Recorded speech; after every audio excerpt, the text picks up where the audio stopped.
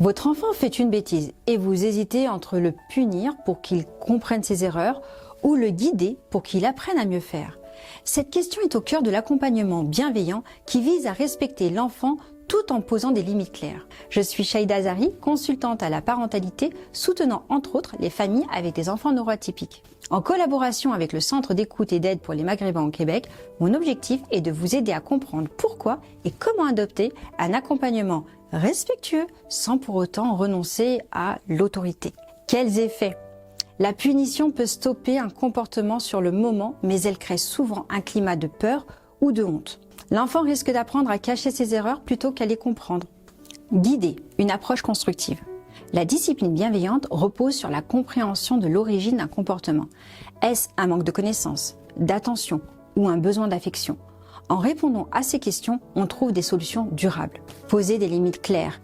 Être bienveillant ne signifie pas tout accepter. Les règles restent essentielles pour assurer la sécurité et le respect de chacun. En expliquant pourquoi telle ou telle limite existe, l'enfant développe un sens des responsabilités. Il y a ensuite la responsabilisation de l'enfant.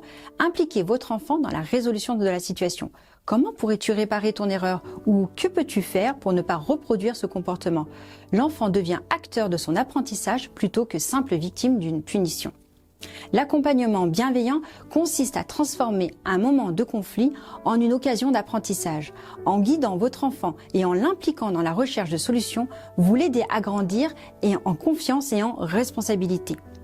Vous souhaitez partager votre expérience ou en savoir plus? Rendez-vous sur www.soutienmaghreb.ca/vos questions.